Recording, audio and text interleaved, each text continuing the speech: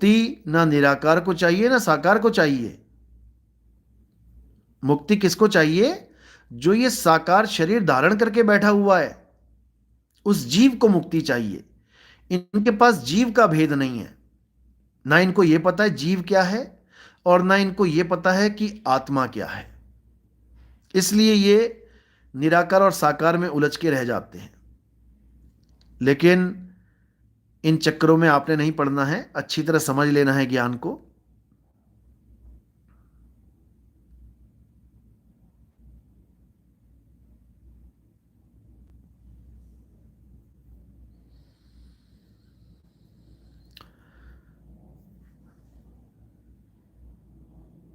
Yoga and fitness, आपका जो सवाल है ये किसी आप योगा करने वालों को या किसी डॉक्टर को पूछो।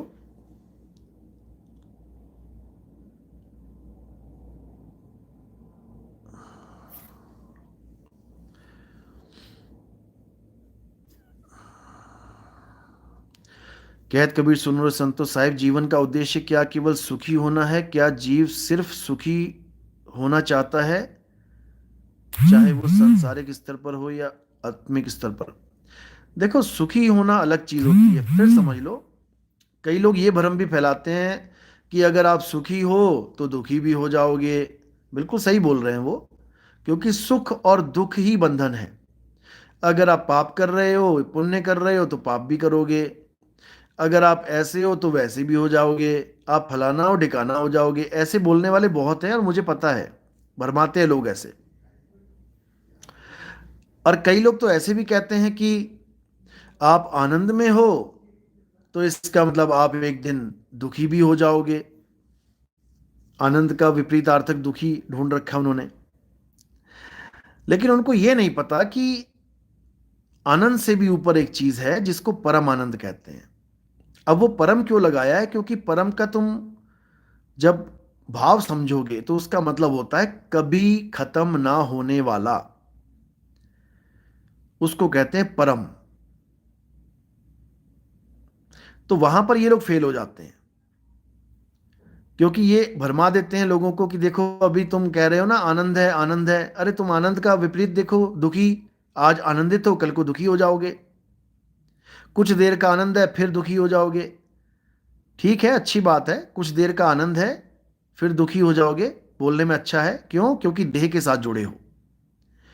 देह के साथ जो भी जुड़ा है वो दोनों भाव में रहेगा। कब तक? जब तक देह खत्म नहीं होती। इसको समझ लो अच्छे से। कई लोग कहते हैं नाम खुमारी नानका चढ़ी रहे दिन रात। नानक साहब तो कह रहे हैं कि दिन रात आनंद में रहेंगे। फिर तुम देखो, थोड़ी देर का आनंद मिला, फिर नीचे आ गए, ऐसा हो गया वैसा हो गया, ऐसा भरमाते हैं लोग। उनको ये नहीं पता कि ये वाणियाँ जो बोली जाती हैं ये बहुत सोच समझ के, बहुत सोच विचार के, गहन विचार करके बोली जाती हैं। अब साहिब कह रहे हैं कि जिस मरने से जग डरे मेरे मन आनंद, और मरने पर ही पाइए पूर्ण परमानंद।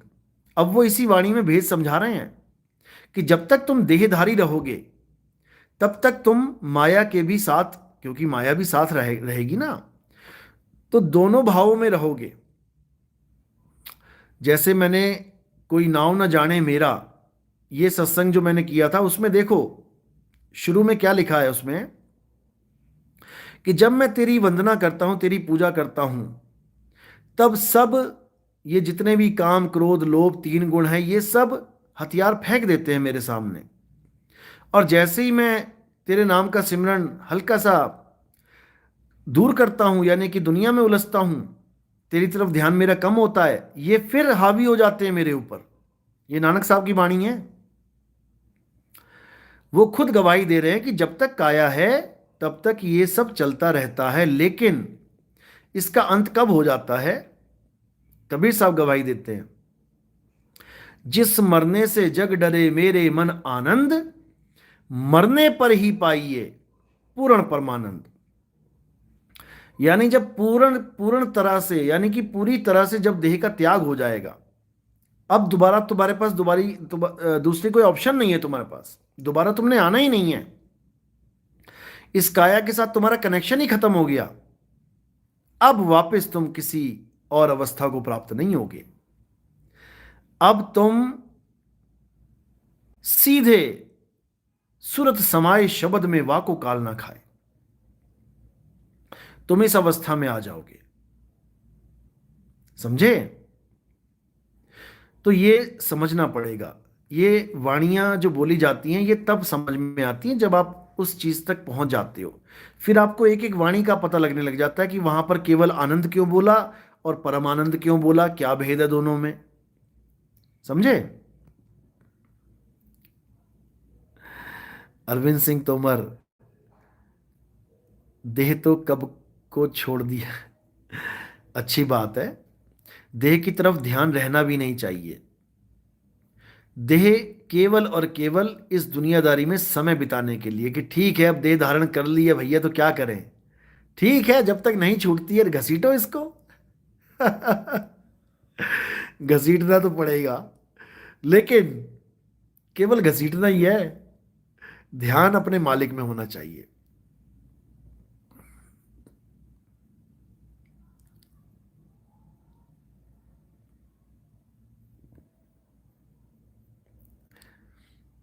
कैलाश दास, गुरुजी प्रचार प्रसार के लिए चंदा मांग सकते हैं? देखो, आपको कहीं मांगने की जरूरत नहीं है। सबको मैंने ये छूट दे रखी है कि यथाशक्ति तथा भक्ति। आप पर्चे छपवाना चाहते हो तो आप अगर खुद छपवा सकते हो तो बहुत अच्छी बात है, वरना आप दो चार भगत मिलके छपवा लो। कोई इतना महंगा सौदा तो है नहीं कि लाखों रुपए का सौदा है। जितनी सामर्थ्यता है उतना प्रचार करो। गुरु का काम जरा लंबा है, पूरे विश्व में डंका बजाना है। आप अपनी गली में बजा लो, ये भी बहुत है, कोई दिक्कत नहीं है। लेकिन आप ऐसे जैसे बाकी चंदा मांगते हैं गांव गांव जाके, ऐसे मत मांगना शुरू कर देना। आप अपने अपने शहर के भक्तों से संपर्क में आ जाओ और सब मिलके अपना थोड़ा थोड़ा थोड़ा योगदान डाल के आप प्रचार करो। उस प्रचार में जो आदमी समझ जाता है ज्ञान को, उसको भी शामिल करो, उससे भी योगदान डलवाओ। ये तो समझ में आता है, लेकिन सीधे मांगना नहीं है। हम भी अपने शिष्यों को आदेश देते हैं ये, हम सबको नहीं कहते कि तुम भी डालो तुम भी डालो तुम भी डालो। जो हमारे शिष्य बन चुके हैं उनका ये फर्ज है, उनका ये धर्म है कि अपने गुरु का जो लक्ष्य है उस लक्ष्य को पूरा करने में योगदान करें। हम जगत वालों से नहीं मांगते, हम शिष्यों से बोलते हैं, शिष्यों को हुक्म है ये। अरविंद सिंह तोमर, ध्यान मूल सतगुरु रूप है साहिब, बिल्कुल इसमें कोई शक नहीं है। ध्यान मूल गुरु रूप है, और उस गुरु रूप को कोई ये काया ना समझ बैठे गलती से भी, नहीं तो काया ही मिलेगी दोबारा। ध्यान मूल गुरु रूप है, यानी शब्द रूप है।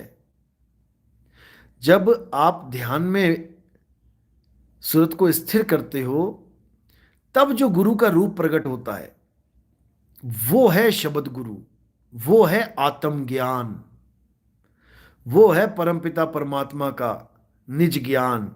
और तुम्हारा भी निज रूप वही है। दो मत समझ लेना उसको, जो दो मान के बैठा है वही फंसा है। समझ जाओ,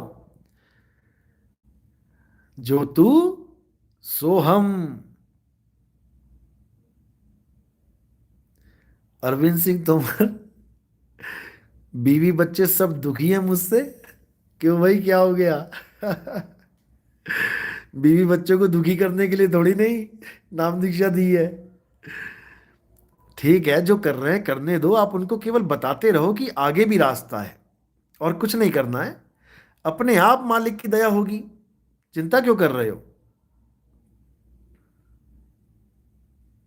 हाँ, जल में कुंभ कुंभ में, कहत कबीर सुनो रे संतो लिख रहे हैं कि जल में कुंभ कुंभ में जल है बाहर भीतर पानी, फूटा कुंभ जल जल ही समाया, बूझे बिरला ज्ञानी। यहां लिखा है, यही तथ्य कथ्यो, यही तथ्य कथ्यो ज्ञानी। कोई बात नहीं, बूझे बिरला ज्ञानी भी ठीक है, वाणियों में है। तो यहां पर क्या मुद्दा है, इसको अच्छी तरह समझना पड़ेगा। पहली बात तो यह समझ लो कि ये भाव कहां जा रहा है। ये भाव आकाश तत्व की तरफ नहीं जा रहा है कि जल में कुंभ, कुंभ में जल है और बाहर भीतर पानी। पहले तो इसको समझ लो। अगर तुम आकाश तत्व की तरफ ले जाओगे तो फिर तुम्हारे घड़े फूट जाएंगे और पानी दोबारा घड़े में गिर जाएगा, क्योंकि आकाश तत्व ही घड़े बना रहा है। He is the manufacturer of all the घड़ास, ऑल द पॉट्स। तो उसको नहीं, उसको मत मानो पानी। आकाश तत्व को पानी नहीं मानना है। अब यहां पर घड़ा कुछ अलग किस्म का है, पहले ये समझ लो। यहां पर उस भेद की बात चल रही है जिसको हम शब्द और सूरत कहते हैं। शब्द समुंदर और सूरत बूंद, और घड़ा क्या है? ये तुम्हारी काया ही घड़ा है। अब ये बूंद आई कहां से इस घड़े में, पहले तो ये जानो। और हमारा समुंदर कहां है, ये भी जानो। अब जहां ये घड़े फूट रहे हैं वो समुंदर नहीं है। अगर वो समुंदर होते तो घड़ा फूटता, पानी पानी में मिल जाता, यानी किसी की भी बॉडी खत्म होती, उसका जो है जीव वो परमात्मा में मिल जाता, बात खत्म हो जाती। पानी पानी में मिल गया, बात खत्म हो गई। लेकिन कहां खत्म हो रही है बात? लाखों करोड़ों अरबों घड़े फूट गए इस समुंदर में, लेकिन पानी पानी में ना मिल पाया आज तक। कारण क्या है? क्योंकि पानी वहां है ही नहीं जहां तुम सोच रहे हो। पानी कहां है? जहां तुम्हें समझाया गया है वहां है समुंदर। और बूंद कहां है? इस घड़े में बूंद है। अब ये बूंद और समुंदर को एक करना है, बस इतना समझ लो। तो वो कैसे होगी? वो चुंबक जब तक नहीं लगेगा, यानी जब तक समुद्र बूंद को नहीं खींच लेगा, ये तब तक एक नहीं हो पाएगी। इसीलिए बोला है, लोह चुंबक की प्रीत ज्यों लोह को लेत उठाए, ऐसा शब्द कबीर का काल से लेत छुड़ाए। समझो, समझे? इसको अच्छी तरह समझना पड़ेगा। समझ जाओगे, कोई बात नहीं, धीरे धीरे। अभी और कमेंट्स पढ़ लेते हैं जरा क्या बोल रहे हैं।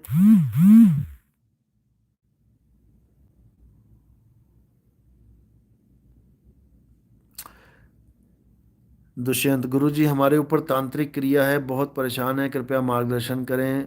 भूत पर बहुत पैसा लगा दिया है। देखो, ये सब विश्वास का खेल होता है। आप इन तांत्रिकों पे विश्वास करते हो, भूत प्रेतों पे विश्वास करते हो, तो आपको परेशानी भुगतनी पड़ेगी। क्योंकि तांत्रिक हो गए, मंत्र हो गए, भूत प्रेत हो गए, ये कहीं बाहर नहीं है, ये आपके मन में घुसे हुए हैं। ये डर आपके मन में है, और मन ही आपको डराता रहेगा, डराता रहेगा, डराता रहेगा, और आपकी हालत खराब करता रहेगा। इसलिए आप इन चीज़ों से दूर हो जाओ, बिल्कुल दूर हो जाओ। ठीक है? बिल्कुल मत मानो, कोई कुछ नहीं बिगाड़ सकता। आत्म जो है उसकी ताकत को पहचानो, आत्म शक्ति को पहचानो, आत्मनिर्भर बनो, फिर देखो क्या होता है।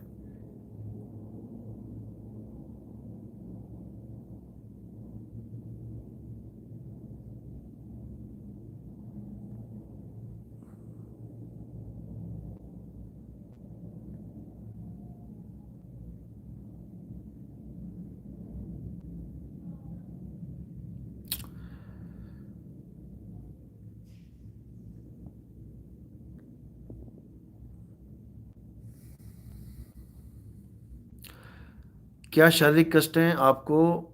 आप मुझे मैसेज करना 9256111007 इस नंबर पे।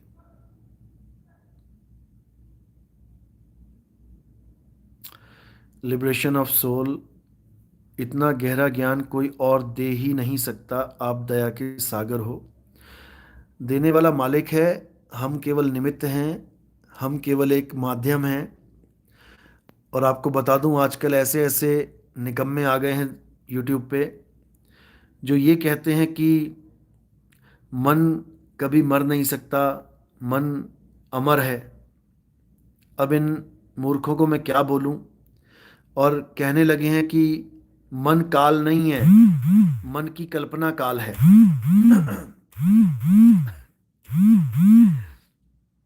क्योंकि ये लिखे पढ़े लोग हैं कि जो लिखा है उसको पढ़ के अपनी बुद्धि लगा लेते हैं।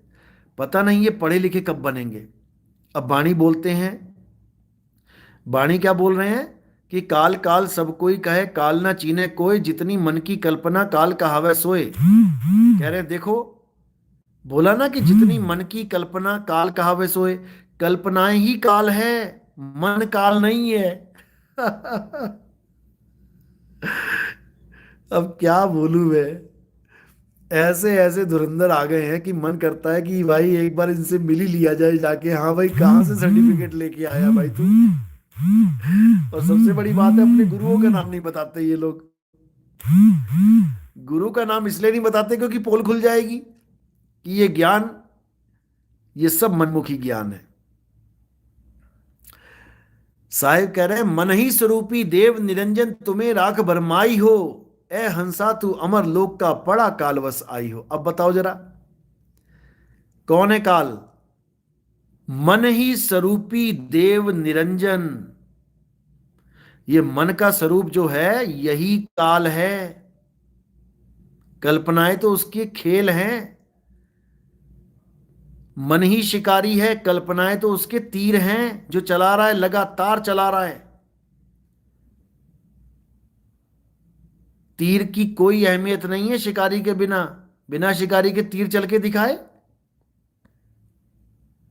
शिकारी से दोस्ती कर बैठे और तीर से बच रहे हो? अरे वो शिकारी है, वो तेरे तीर ही मारेगा।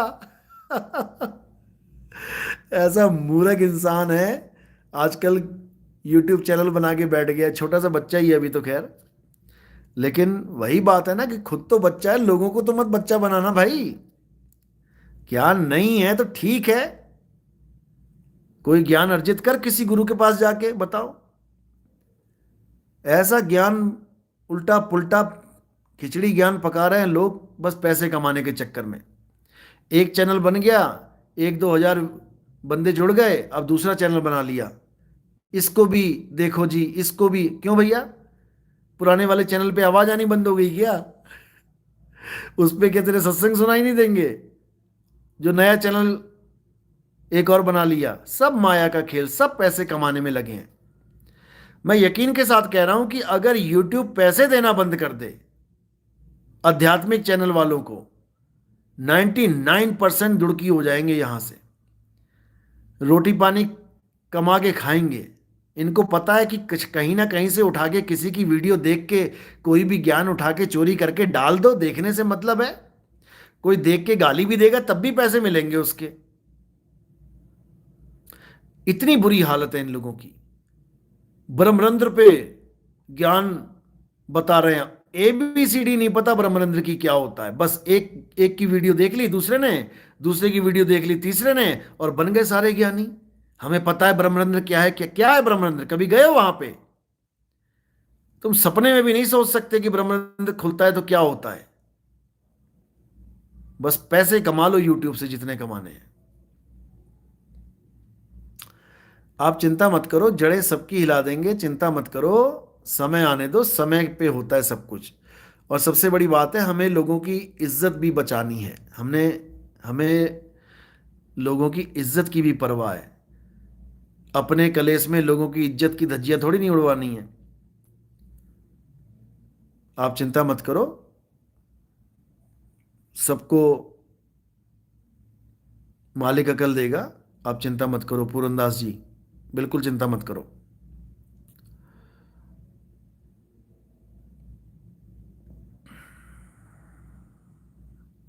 जयंत महंत, गुरुजी ओशो जी को जीव ज्ञान हुआ क्या?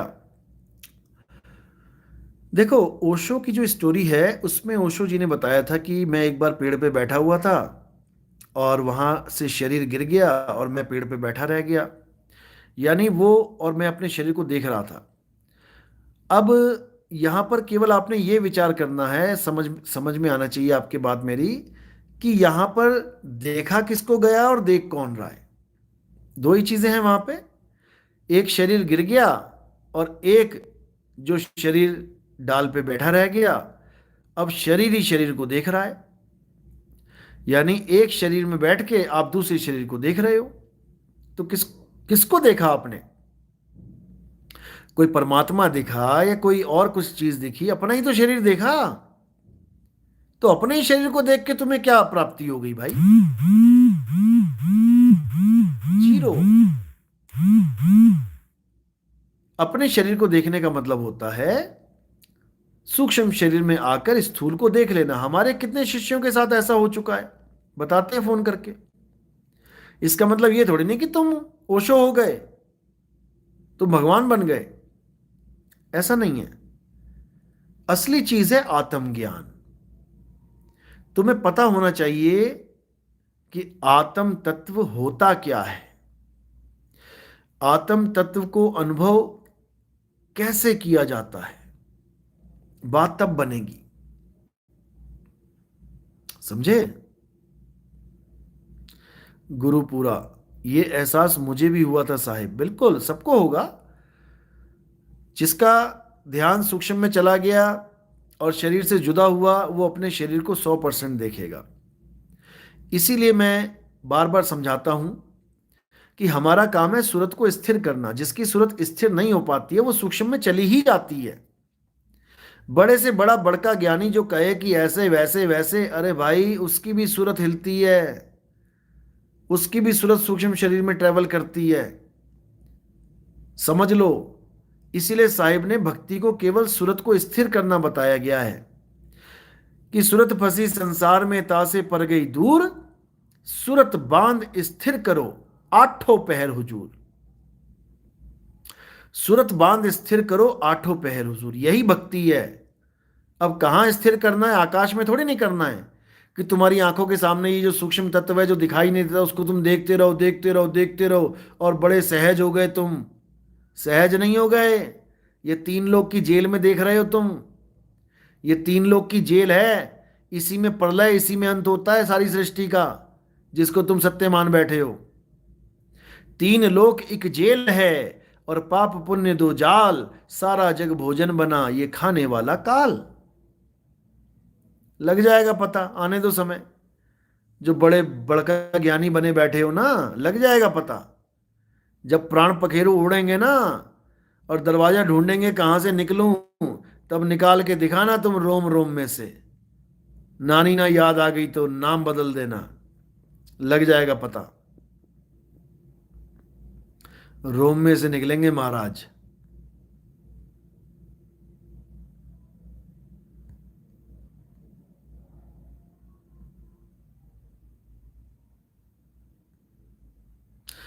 बात है ओशो के ज्ञान की, तो ओशो का ज्ञान बाकी बहुत से गुरुओं से, और उस जमाने में तो सबसे टॉप का ज्ञान था।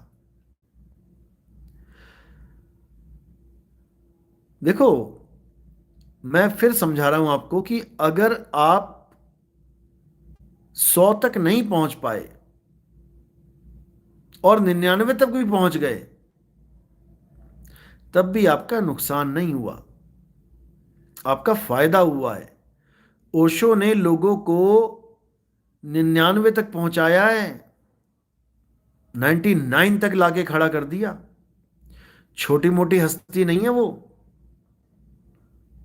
ये समझ लो।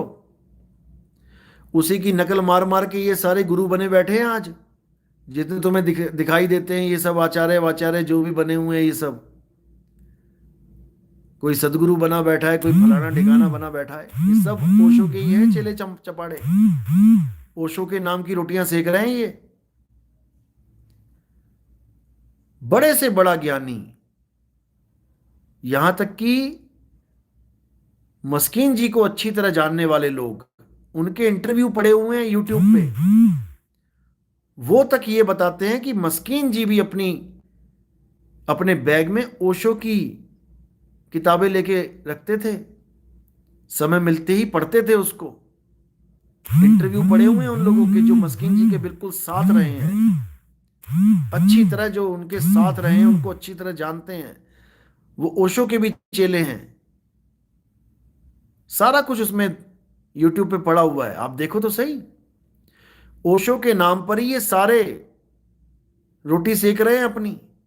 बड़ी बड़ी फर्में बना ली हैं इन लोगों ने, हजारों लाखों रुपए का माल बेच रहे हैं। जाके देखो, साइटें भरी पड़ी हैं, शैम्पू से लेके बिस्कुट तक सब बेच रहे हैं ये। खाओ लगाओ। तो भाई, ओशो कोई छोटी मोटी चीज नहीं है। ओशो अपने युग का भगवान है, लेकिन पूर्ण ज्ञान नहीं था। 99 तक उसने कोई कमी भी नहीं छोड़ी। 1.5 लाख किताबें पढ़ के बैठा है, कहाँ छोड़ेगा कमी। तुम जैसे एक किताब पढ़ लेते हैं तो ज्ञानी बन जाते हैं, वो 1.5 लाख किताबें पढ़ के बैठा है। कौन करेगा उसका मुकाबला। हमारे पास बहुत से ओशो के भगत आए हैं, नाम दीक्षा ली है उन्होंने और बहुत संतुष्ट है, भक्ति कर रहे हैं। 50-50 साल जो ओशो के साथ रहे वो आके नाम दीक्षा ले गए हैं। तो ओशो कोई गलत नहीं है, लोगों ने उसको गलत बना डाला क्योंकि उसके सिद्धांत थोड़े से अलग थे बाकियों से। वो खुल के बात करता था।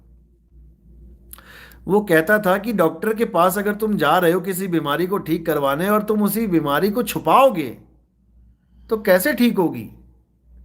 सबसे बड़ी बीमारी क्या है? काम वासना। और वो खुल के बोलता था काम वासना पे। वो कहता था पहले काम वासना को अच्छी तरह देख ही लो ना, पहले काम वासना में घुस जाओ एक बार अच्छी तरह, निचोड़ निकाल लो इसका कि क्या है लास्ट में, उसके बाद तुम इससे छुटकारा पाओ। अब उसी में लोगों ने कह दिया कि ये फलाना, ये जी, ये तो ऐसा गुरु है वैसा गुरु है। अरे तुम्हारी कमजोरी को तुम्हारी महानता बनाना चाहता था वो, लेकिन तुम्हें वो भी हजम ना हुई तो क्या कर लिया। बड़े बड़े बाबे आज जा रहे हैं जेलों में। ओशो ने इसी काम को खत्म करने के लिए कुछ फार्मूले दिए थे, लेकिन लोग उसको सही से समझ नहीं पाए। और उन फार्मूले में भी थोड़ी सी कमी थी, थोड़ी सी कमी, जिसकी वजह से, क्योंकि थोड़ी सी कमी ही आगे जाके नासूर बन जाती है, जिसकी वजह से बहुत से जीव पथभ्रष्ट हो गए। वो कमी क्या है, वो कभी पूरा मौका मिलेगा तो बताएंगे, अच्छी तरह समझाएंगे कि कहाँ पे कमी रह गई थी। लेकिन बाकी कुल मिला के 99% ओशो का ज्ञान बाकियों से बहुत मच बेटर था।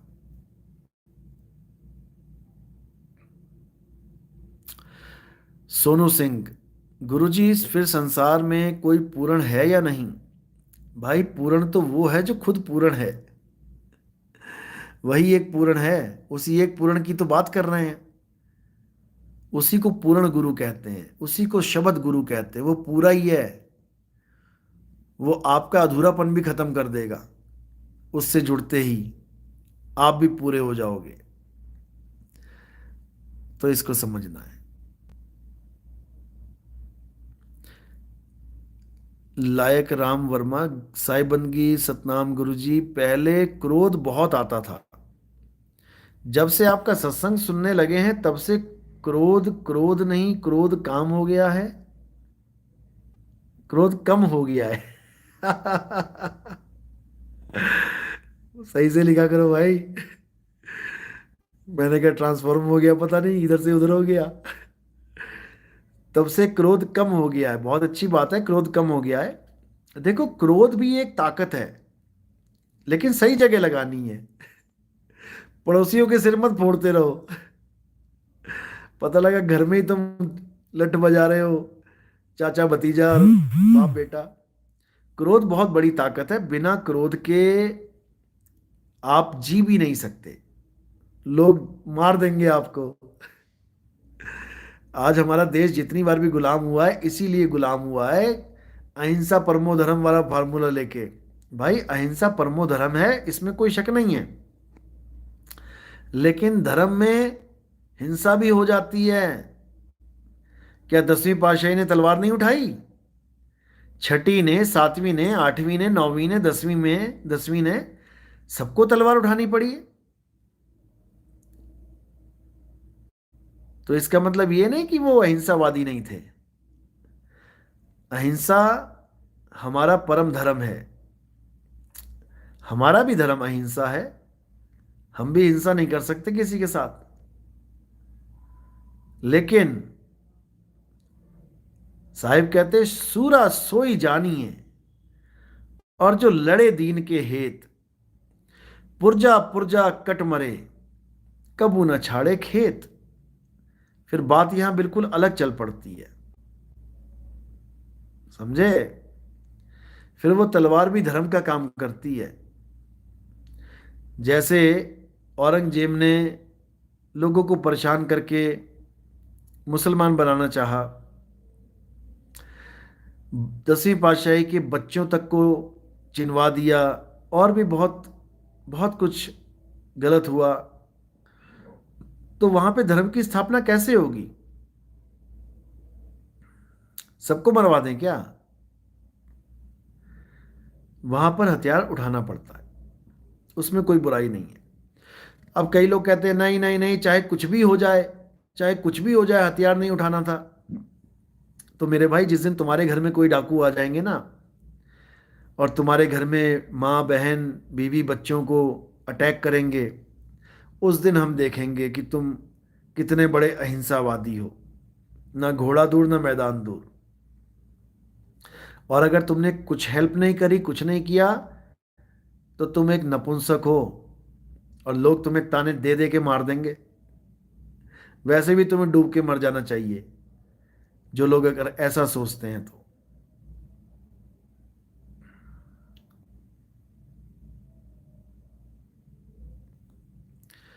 राहुल, एक सत्संगी का जीवन कैसा होना चाहिए इस संसार में, फैमिली और समाज के प्रति?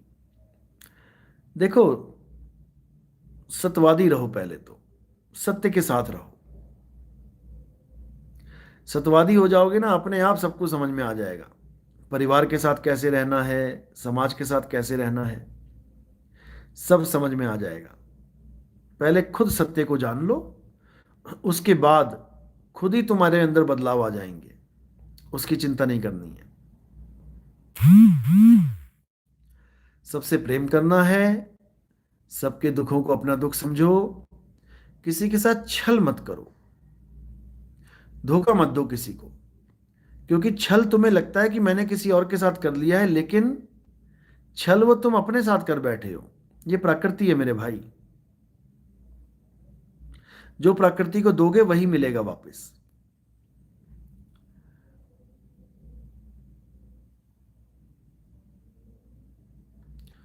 करणपाल सिंह, संत रामपाल जी महाराज, ऐसे ऐसे बीमारी कैसे ठीक हो जाती है जो डॉक्टर भी नहीं कर पाते हैं? लाखों लोग रिपोर्ट भी दिखाते हैं। देखो, अच्छी तरह समझ लो, रामपाल जी महाराज के पास जो भगत आते हैं वो पूरी श्रद्धा से आते हैं, इसमें कोई कमी नहीं है। और भी मंदिर हैं ऐसे जहां पर लोग पूरी श्रद्धा से जाते हैं। और ऐसा नहीं है कि केवल रामपाल जी महाराज के यहाँ जाके बीमारी ठीक होती है, ऐसा नहीं है। आप देखेंगे कई ऐसे मंदिर हैं जहां पर लोग लेट लेट के जा रहे हैं। जब जो लोग लेट लेट के जाते हैं, आप उनसे पूछो कि भाई आप लेट के क्यों जा रहे हो, आपने क्या मन्नत मांगी थी, और सुनो जरा उनसे, वो भी यही बताएंगे, मुझे ऐसे ऐसे बीमारी थी, मैं बहुत दुखी था, मैंने भगवान से मन्नत मांगी कि ऐसा हो जाए ऐसा हो जाए, मैं लेट लेट के आऊँगा, भगवान ने मुझे ठीक कर दिया, मैं लेट लेट के जा रहा हूँ। आप जाके देखो, आपको मिल जाएंगे सड़क पे। जो भी लेट लेट के जाता है किसी भी दरबार के दर्शन करने, तो समझ जाना कि उसका जो है काम हो चुका है, उसकी मनोकामना पूर्ण हो चुकी है। अब वो शारीरिक है या मानसिक है या सांसारिक है, वो तुम उससे पूछोगे, तुम्हें पता लग जाएगा। बाकी तो मैं बता दूं कि विश्वास एक बहुत बड़ी ताकत होती है।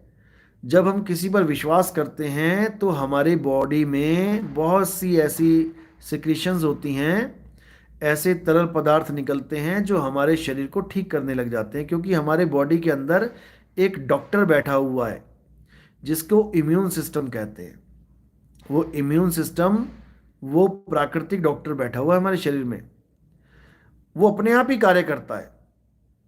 बीमारियां तब लगती हैं जब हमारा डॉक्टर ही बीमार हो जाता है, इम्यून सिस्टम वीक हो जाता है, तब हमारी बॉडी में बीमारियां लगनी शुरू हो जाती हैं।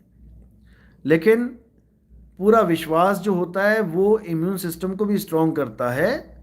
जैसे कई लोग डर जाते हैं, घबरा जाते हैं, चिंता ज़्यादा करते हैं, तो उनका इम्यून सिस्टम वीक होने लग जाता है।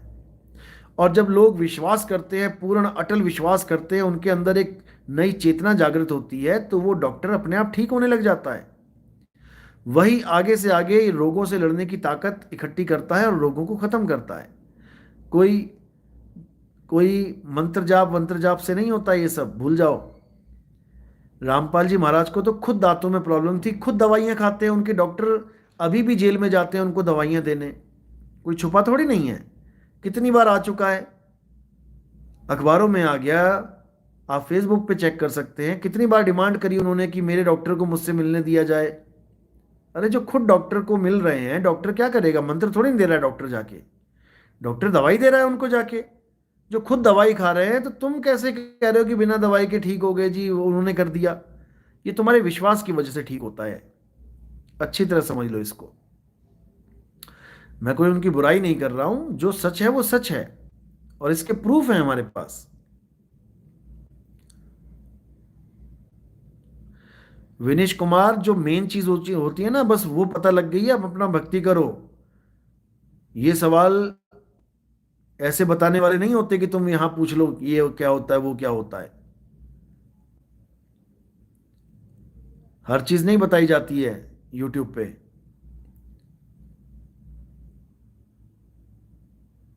Liberation of soul, wow, very well said. Meena Kashyap, Sahib Bandagi Satnam गुरुजी, आपके चरणों में कोटि कोटि प्रणाम, आशीर्वाद सतनाम साहिब बंदगी।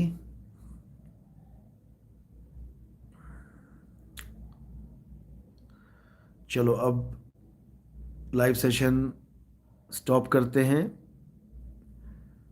और फिर से मैं बोलूंगा कि अब पूरे विश्व में डंका बजाने का समय हो चुका है, और हमें अब एकजुट होकर इस कार्य को अंजाम कर देना है। कलयुग में सतयुग तभी आएगा, ये सारे युद्ध, ये सारे झगड़े लफड़े धर्मों के नाम पे, क्योंकि देखो अगर धर्मों के नाम पे युद्ध होता है तो हमारी ही जानें जाएंगी, कोई और नहीं मरेगा। जिस शहर में लफड़ा होगा, जिस शहर में झगड़ा होगा, हजारों लोग मारे जाएंगे, किसका नुकसान हुआ? हम ही लोग का नुकसान हुआ, हिंदुओं का हुआ, मुसलमानों का हुआ। तो इस नुकसान को हम केवल मूल ज्ञान के द्वारा रोक सकते हैं, और कोई जरिया नहीं है। और कोई जरिया होता तो आज तक ये दोनों एक हो चुके होते। हमारे सत्संग सुन के कितने ही मुसलमान भाइयों ने नाम दीक्षा ली है, और सत्य को पाने के लिए अब अटल हो गए हैं। हमारी हमारे सत्संग सुन के कितने ईसाई भाई जागे हैं। हिंदू तो जाग ही रहे हैं, क्योंकि गीता पे मेन फोकस रखता हूं मैं। सिख भाई जागे हैं, आप देखोगे पगड़ी पहने हुए कितने लोगों ने नाम दीक्षा ली है। क्योंकि हम सब एक तभी हो पाएंगे जब हमारा ज्ञान एक होगा, और ज्ञान एक तब हो पाएगा जब हिंदू मुस्लिम सिख ईसाई इन सब ज्ञान से ऊपर आत्मा का ज्ञान जब आप जान लेंगे तो सब एक हो जाएंगे। हे अर्जुन, आत्मा सत्य है, आत्मा पूर्ण है, आत्मा ही सनातन है। हिंदू की आत्मा, मुसलमान की आत्मा, सिख की आत्मा, ईसाई की आत्मा अलग अलग नहीं है, सब जीवों का एक आत्मदेव है। उस एक आत्मदेव को जाने तो सब जीवों का कल्याण हो जाएगा। सब मेरे मालिक के बच्चे हैं, सब अल्लाह वाहेगुरु गॉड राम के बच्चे हैं। कोई बैरी नहीं है, कोई दुश्मन नहीं है, केवल मन ने हमें एक दूसरे का दुश्मन बना रखा है। इसीलिए बोला है मन जीते जग जीत। इस मन को जीत लो, अज्ञान को खत्म कर दो, सारा विश्व तुम्हारा भाई है भाई। सब तुम्हारे भाई हैं, एक भी ऐसा नहीं है जो तुम्हारे अल्लाह के, तुम्हारे वाहिगुरु के, तुम्हारे राम का बच्चा नहीं है। किसको तुम मारोगे बताओ, किसको?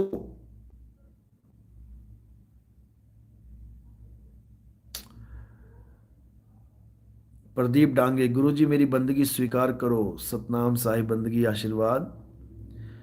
गणेश, सतनाम किस देव का नाम है गुरुजी? सतनाम नाम है आत्मदेव का। हे अर्जुन, आत्मा ही सत्य है, आत्मा ही सत्य है। तो सतनाम कौन है? आत्म देव ही सतनाम है।